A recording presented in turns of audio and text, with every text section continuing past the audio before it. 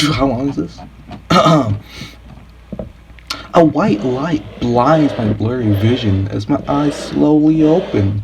Once my eyes adjust to the light, I can see it's a small flashlight. Welcome back to the land of the living. A woman in scrubs calls before switching the light off in sync. My vision fades to black and her words turn to muffled sounds. I'm stuck running in the dark, not sure how long I've been stuck here. The silence shatters due to the electrical hum above me. My eyes flutter open and I squint at the flickering fluorescent light above. I sit up and my body aches in protest at every move I make. I turn to my gaze to the IV in my arm and pull it out slowly, watching the needle traveling out under my skin. Ooh. My bedside table has layers of dust. As I glance around, most of the room does.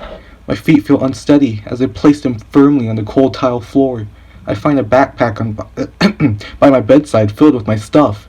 Thankfully, I have something to wear other than a hospital gown. I comment to myself before changing and putting the backpack on. Stepping outside the room, I got a sense of unease. The halls are empty and in shambles. Lights flicker above, some hang down by stripped wires. As I walk down the long hall, my boots tap on the tile and softly echo, "Where is everyone?"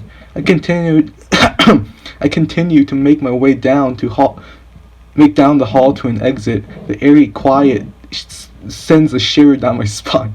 Something isn't right. Before getting out, oh my god. Before going out the main doors, I pause to look at their waiting area. Must be a newspaper somewhere. I shuffle around old magazines and finally find a newspaper. 7th June 2029. Last I remember was December 2025. The unease amplifies. I stuff the paper into my backpack before exiting the hospital. The streets are empty of life. Abandoned cars lines the streets. Birds singing quails, the silence providing some comfort. Along the road, I stop at a gas station. I shatter the glass door with a large rock. I step through the broken door, the glass crackling beneath my feet. I need some fucking water.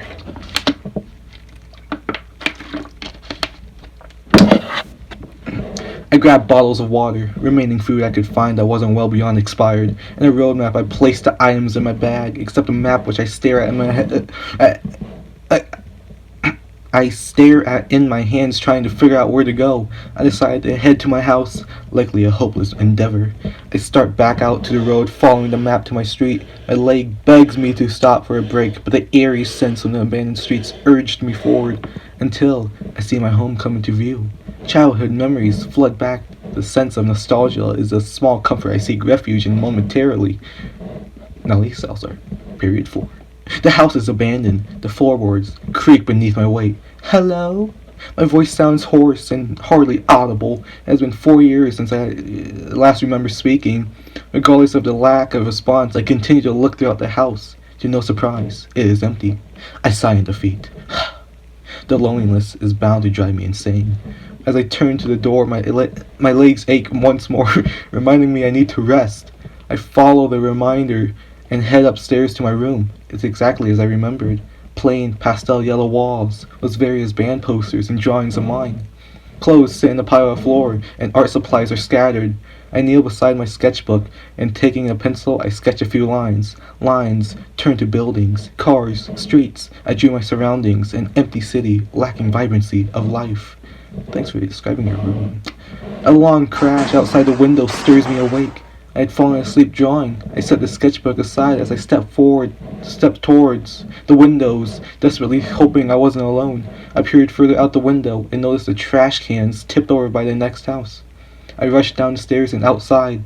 I knew to be careful, but my desperation overwhelms my rational thought. My feet carry me closer to the house beside mine, searching for the source. More than likely, it's just an animal. It remains silent until I hear a shuffling from the bushes. I step closer. Without streetlights, I can hardly see my feet in front of me. Just as I take another step, an animal erupts from the bushes with a snarl. I see teeth and claws. Drool drips from its mouth and it growls warns me back. It's a dog. I follow its warning, giving the animal its space. Its snarl quiets the silence, blanketing the neighborhood once again. Despite being desperate for any companionship, I leave the dog. It was less than welcoming. I go inside, climbing the stairs back into my room. I lay in my bed, slowly falling slowly falling back asleep.